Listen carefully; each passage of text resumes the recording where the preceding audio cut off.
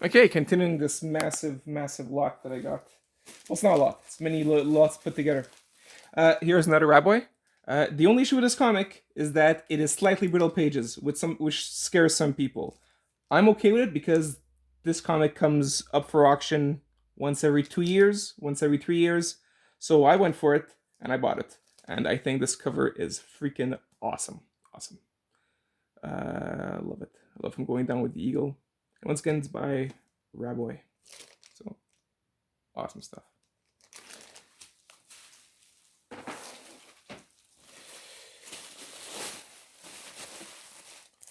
Here is Captain Marvel Adventures 132. A rare one. I was surprised. I thought they were all about, the similar rarity. This one's a little rarer.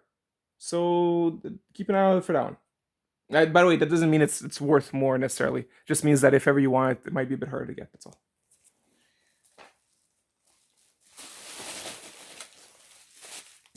And it was Comics 57. I got a good deal on it, so I went for it. That's basically it. I don't find the cover overly amazing. I mean, it's fun. It's a Savannah appearance. I like collecting villain covers. But here he looks. I mean, the joke is always that he can be taken down easily, and here he looks really pathetic. But hey, like I said, affordable Golden Age is what I'm all about, and this was clearly that. More.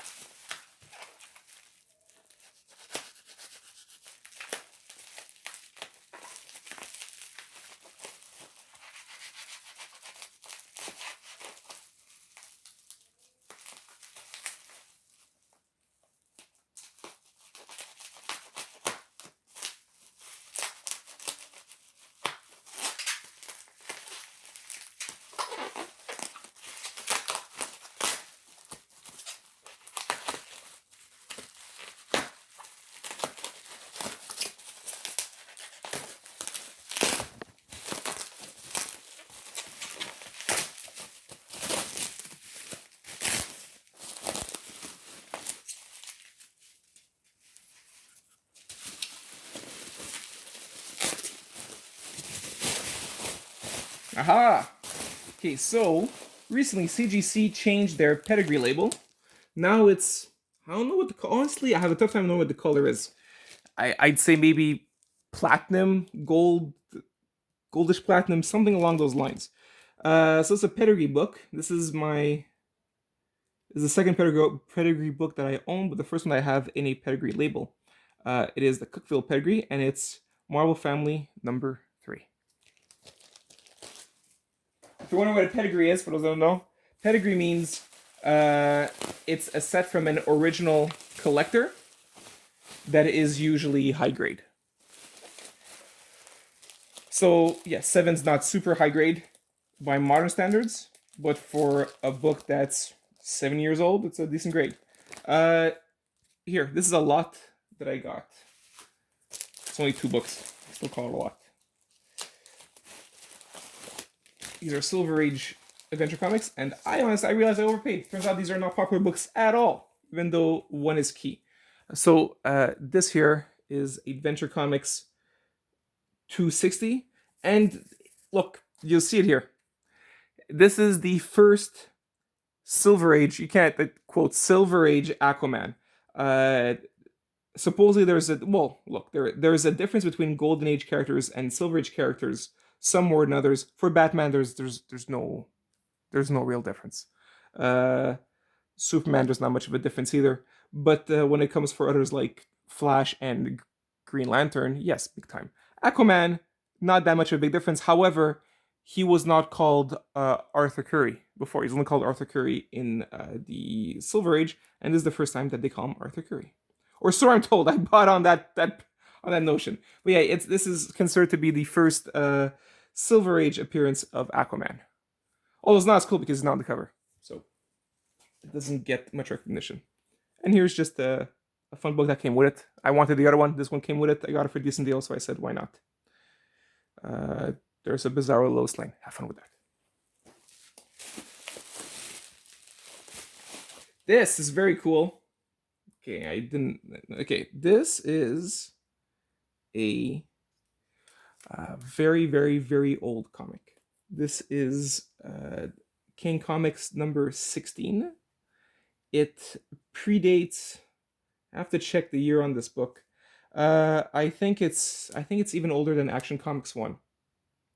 Yeah, yeah.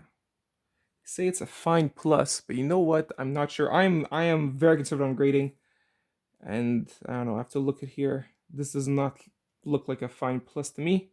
Looks more at most a fine, but it depends if this is considered the line here. I don't know if it comes across, but if the line here, nah, it's wear. It's definitely wear. I don't know. I wouldn't consider this a fine plus. And we have a little bit of.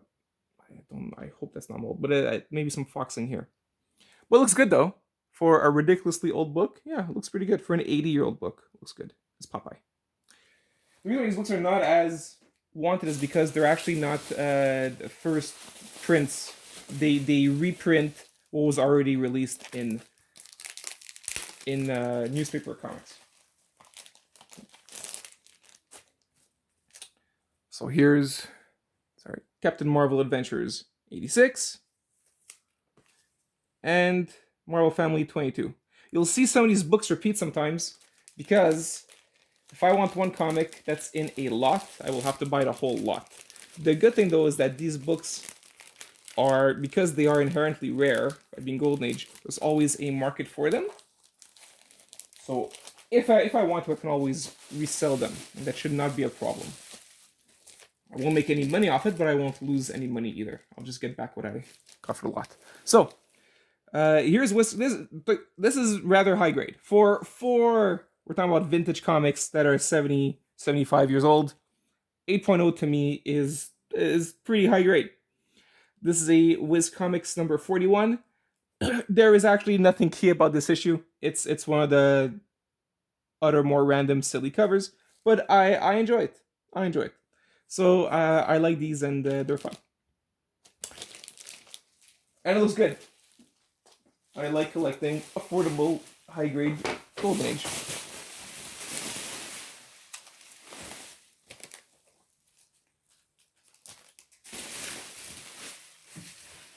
Are we done? No, we're not done. Close to done? Maybe not. All right.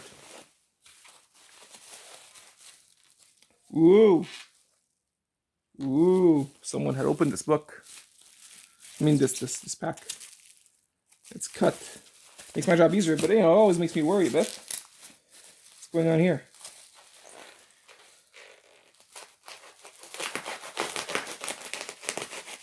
Okay. So this is not, I don't know, there'll be some golden age, some silver. This is the second appearance of the Atom. So fun stuff. Yeah, it's Showcase 35, not Atom 35. It's always written, you don't see it here, but it's like Showcase Presents, and you have the Atom. So there you go, Showcase 35, second Atom, and it looks good. That's why I bought it. It presents really well. No, it's not super high grade. You can tell from the little scuffs. All right, little stresses on the spine, but it looks really, really good. So I'm glad. I wanted this. The colors are awesome. They look good. They look vibrant. They pop. This is if you're wondering, that was a mid-grade book. So not high grade. It looks good. Like I said, it's affordable. I'm there. I'm there for it. All right. I want this one because it's actually rather rare. The demand is not super high. At least it wasn't when I bought it. Captain Marvel Adventures 104, but there is very few. I have to check. I think there might be less than 10 that were graded. Of course, there's a reason for that. Oh, wait a second. Ooh. I did not. Okay, check this. I also have a certificate. So that's a VF from Heritage for the Davis Crippen collection. Let's check this. So this would mean that I have another.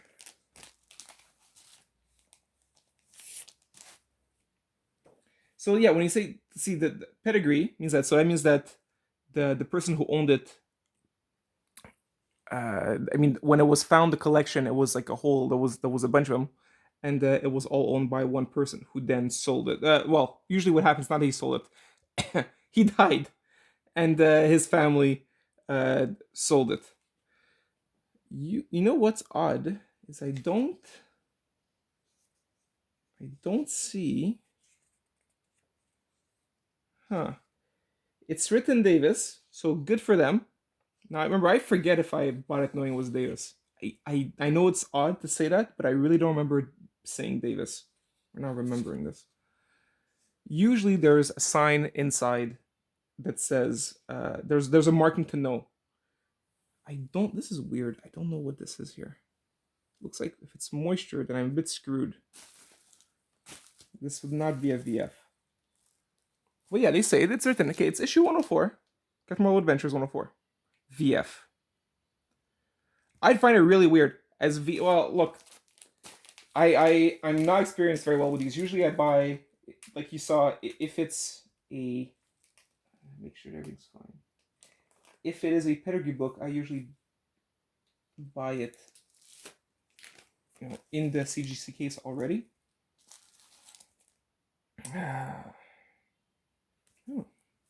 Odd. VF. It'd be weird if it's written VF and I send the CGC and they're like, it's a fine. Well, okay.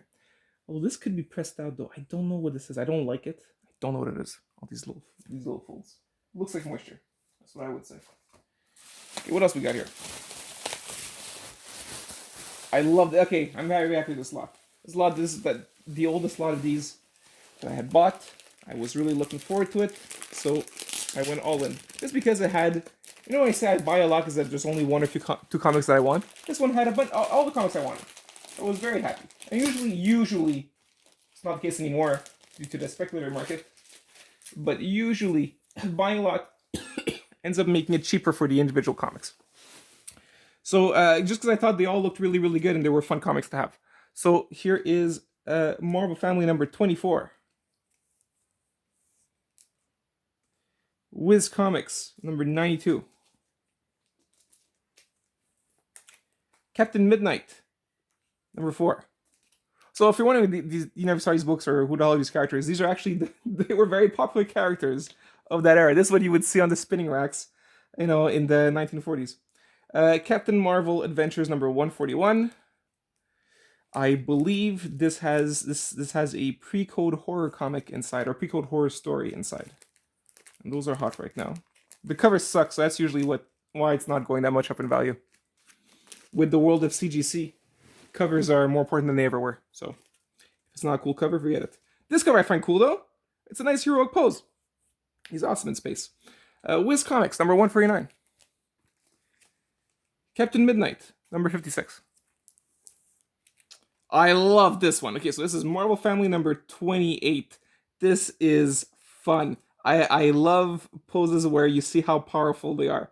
And this is the Marvel Family going against war jets and missiles. So very, very fun. Oh no, sorry, not jets. They're all these missiles. Almost looks like drones. Of course, that wouldn't. What was back then seen as futuristic is now reality. Okay, great. Marvel Family 63. There's obviously a giant crease here, which brings down the value, but it also brings down the price. So I said sure. The part I liked was this, and this was in very nice condition. Yes, Captain Marvel Jr. 16. I don't know if you've been following this whole video. I think you know who this artist is. This is Mac Raboy. So this is a Raboy comic. Very cool. There you go. Wanted all these. Very happy about them. Awesome.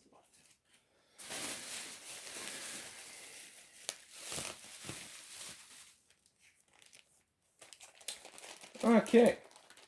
Talking about random stuff that I buy sometimes. Here's some Silver Age Wonder Woman.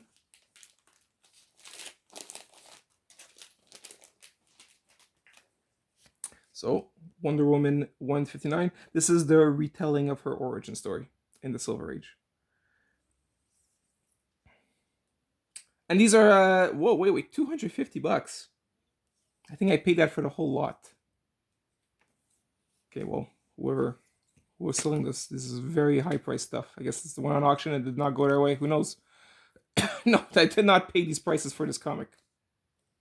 It's ridiculous. Anyways, Wonder Woman number 117. I'll be curious to see how much it. And these are like not even mid grade or lower than mid grade. Although to be fair, I really like the grading on this. 4.0. Yeah, I'll take 4.0 every day. 4.0 that looks like this. Give me all your 4.0s that look like this. I mean, I get why there's very long creases, but they don't take away. I mean, the book's still glossy, looks great. Don't take away from anything. Same for this one. The reason why I bought this slide is because I really wanted this comic. I like sea creatures or big dinosaurs, things like that. Is one of them. And back in the day in Wonder Woman, they would have a bunch of fun stuff. They would do a bunch of fun stuff with her. They would make her be like a younger woman or even a baby that was Wonder Tot. And here you have Wonder Girl. Let's see, Wonder Girl. Wonder Girl is not the character that we later had that's independent Wonder Woman. This is literally Wonder Woman when she was younger, called Wonder Girl. These are really nice comics. I'll be curious to see how much I don't know. I didn't pay that much. I did not pay $600 for all that. That sounds ridiculous. I wouldn't. I'm not that interested in these comics. If I was, because I thought it was a decent deal for what I was getting. All right. Now this here.